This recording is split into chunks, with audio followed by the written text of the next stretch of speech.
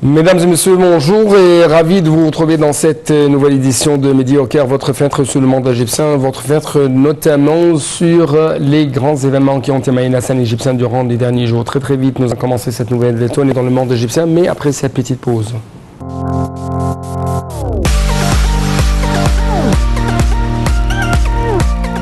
Commençons donc cette nouvelle tournée dans le monde égyptien par les activités présidentielles. Cette fois-ci, on trouve que le président égyptien Abdel Fattah al-Sisi a reçu M. William Burns, directeur de la CIA, en présence du chef des renseignements généraux égyptiens. Le porte-parole officiel de la présidence de la République a déclaré que lors de la réunion, la force du partenariat stratégique égypto-américain a été confirmée. M. Burns a également transmis les salutations du président Biden au président al-Sisi, apprécions les efforts inlassables de l'Égypte pour promouvoir la voie du calme dans la bande de Gaza, le cessez-le-feu et l'échange des détenus, ainsi que son rôle central continu dans la fourniture et l'introduction de l'aide humanitaire dans la bande de Gaza depuis le déclenchement de la crise. De plus, l'évolution de la situation actuelle a été examinée où ils ont mis l'accent sur la poursuite des consultations de la coordination intensive afin d'atteindre les objectifs de cessez-le-feu, de protéger les civils et d'activer la solution 2 États, ce qui soutient les efforts visant à établir le cessez-le-feu, la sécurité et la stabilité dans la région.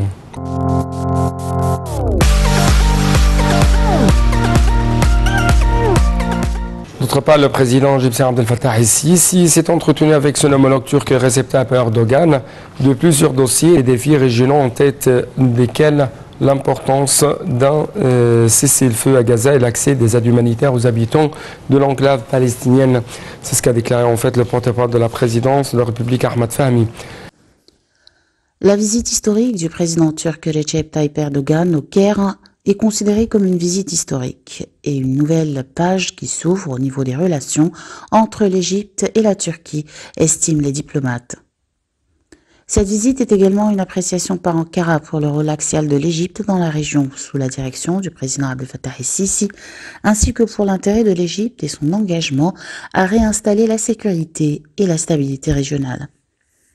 Le président turc qui visite l'Égypte, en réponse à une invitation que le président al-Sisi lui avait adressée, intervient dans un timing très critique au vu des conflits et des crises qui balaient les régions arabes et islamiques.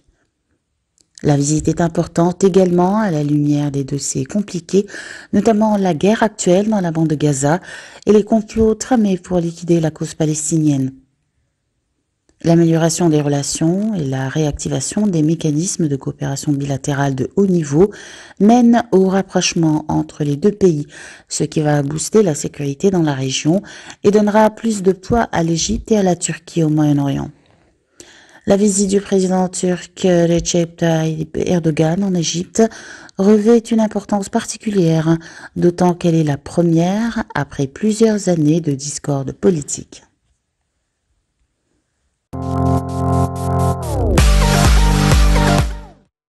Le président Abdel Fattah al-Sisi a reçu également Cheikh Mohammed bin Abdulrahman al-Thani, Premier ministre et ministre des Affaires étrangères du Qatar, et ça en présence du chef du service de renseignement à Bascam et du chef de service de renseignement du Qatar, M. Abdallah bin Mohammed al-Khulaifi. Le président Abdel Fattah al-Sisi a reçu Cheikh Mohammed bin Abdulrahman al-Thani, Premier ministre et ministre des Affaires étrangères du Qatar, en présence du chef du service de renseignement Abbas Kamel et du chef du renseignement de service du Qatar, Abdallah bin Mohammed al-Khulaifi. Le porte-parole officiel de la présidence de la République a déclaré que le Premier ministre qatari a transmis au président al-Sisi les salutations de Cheikh Tamim bin Hamad al-Thani, émir de l'État du Qatar, soulignant le souci de poursuivre la consultation et la coordination entre les deux pays. Le président al-Sisi a de son côté souligné les relations fraternelles entre les deux pays et les deux peuples frères. Le porte-parole a ajouté que la réunion a été l'occasion de passer en revue les efforts visant à parvenir à un cessez-le-feu dans la bande de Gaza et à protéger les civils de la détérioration des conditions de vie dans la bande de Gaza et l'extrême danger d'une escalade des opérations militaires à Rafah dans le sud de la bande de Gaza. Les deux parties ont mis en garde contre les conséquences désastreuses d'une telle mesure à la lumière de la catastrophe humanitaire dans la bande de Gaza, tout en soulignant la nécessité d'efforts internationaux concertés pour empêcher l'expansion du conflit et l'augmentation des tensions dans la région.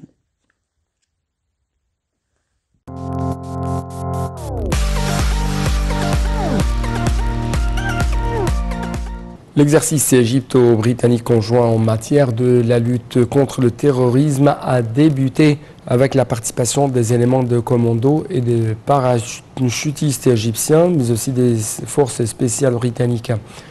Étalé sur plusieurs jours dans le terrain d'entraînement des forces de commando égyptiennes, l'exercice comprend de multiples activités d'entraînement pour unifier les concepts, échanger les expériences et perfectionner les compétences des forces spéciales des deux côtés.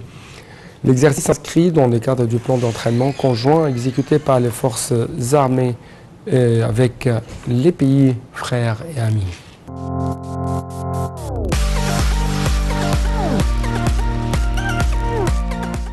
Parlons un peu plus de l'économie et cette fois-ci on trouve que le ministre du Commerce et de l'Industrie a déclaré que les relations entre l'Égypte et la Turquie avaient connu une grande évolution au cours de ces derniers temps à tous les niveaux, ce qui s'est reflété sur le mouvement du commerce et de l'industrie entre les deux pays.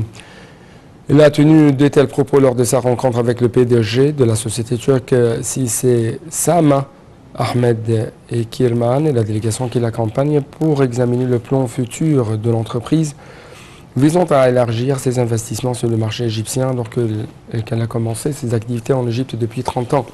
M. Sami a ajouté qu'une coordination était en cours avec le ministère turc du Commerce pour accélérer le rythme de l'inauguration d'une ligne de navigation RoRo entre l'Égypte et la Turquie, contribuant à augmenter les échanges commerciaux entre les deux pays, surtout que la Turquie est l'un des importants partenaires commerciaux de l'Égypte.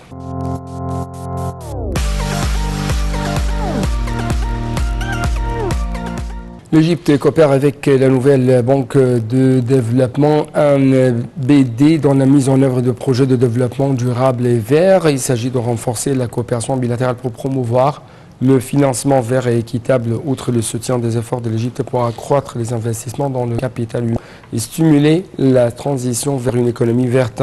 Selon le programme des Nations Unies pour l'environnement, PNUE, l'économie verte est une économie qui entraîne une amélioration du bien-être humain et de l'équité sociale tout en réduisant de manière significative les risques environnementaux et la pénurie de ressources.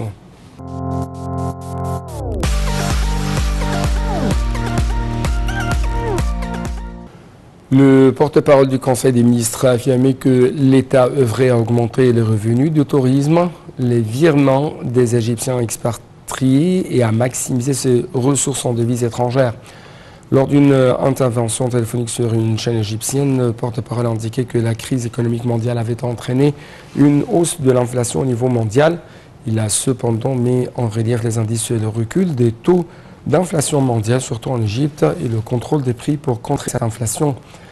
L'État égyptien œuvre à accroître les recettes en dollars et en devises étrangères à 300 milliards de dollars par an, a-t-il fait savoir, tout en affirmant que le gouvernement tenait à réduire le taux d'inflation.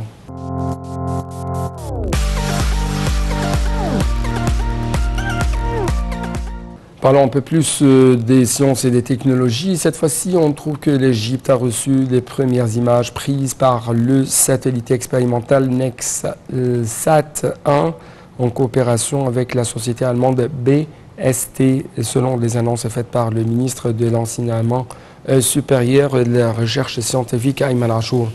L'autorité nationale de la télédétection avait conclu un accord avec la société allemande BST dans le but d'implanter la technologie spatiale et de concevoir un satellite pesant 67 kg. C'est ce qu'a indiqué le ministre dans un communiqué publié mercredi. L'autorité a reçu la première image capturée par le satellite, celle de la ville d'Assiout, d'une résolution de 5 mètres utilisable dans des applications vitales telles que celle d'école ou dans la planification urbaine, a-t-il dit. Cette démarche constitue également un tournant qualificatif dans la technologie de la télédétection et des satellites en Égypte, ce qui confirme son leadership dans ce secteur au niveau régional africain, a-t-il fait savoir.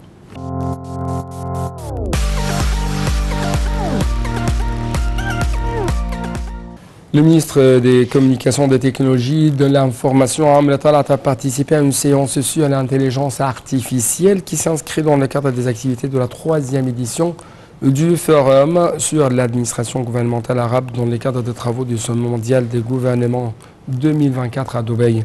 M. Talat a indiqué qu'il y avait des disparités concernant la préparation des gouvernements arabes en matière d'intelligence artificielle, soulignant l'importance de surveiller ce qui se passe sur la scène arabe dans ce contexte.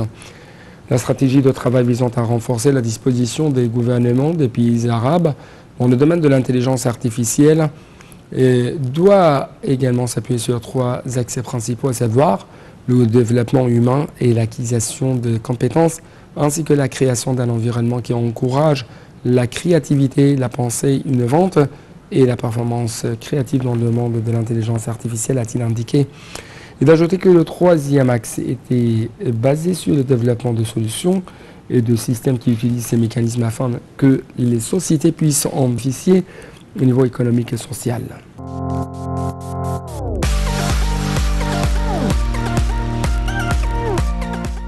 Le ministre de la Santé et de la Population, Dr Khaled Abdelghafar, a tenu une réunion pour examiner la position exécutive du ministère concernant la connectivité électronique à travers le réseau national unifié des services d'urgence et de sécurité publique.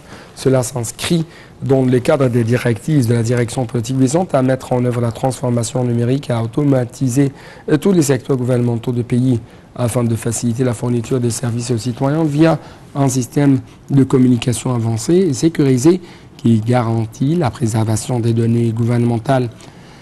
M. Abdelghafar a évoqué une présentation des représentants du réseau national unifié des services d'urgence et de sécurité publique qui comprenait un rapport détaillé sur le taux de mise en œuvre et d'achèvement du ministère de la Santé et de la Population conformément au calendrier établi concernant la connexion des hôpitaux privés du ministère, des agences affiliées, des ambulances au réseau national. C'est ce qu'a indiqué le porte-parole du ministère de la Santé, Hossam Abdelghafar.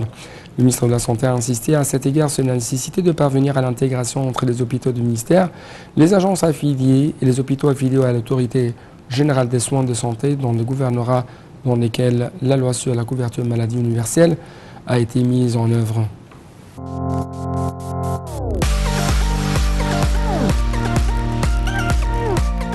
Et clôturons donc cette édition par la ministre d'État à l'immigration, aux affaires des Égyptiens à l'étranger, Sohra Guendé, qui a affirmé suivre de près l'affaire de l'Égyptien Mariam Magdi Ahmad dont le corps était dans le Rhin, dans le fleuve en Suisse, le 10 février courant. La ministre a indiqué tenir à coordonner les efforts avec le ministère des Affaires étrangères, l'ambassade d'Égypte à Berne, pour suivre le déroulement de l'affaire, ajoutant la poursuite des contacts avec le frère de la défunte et les autorités suisses.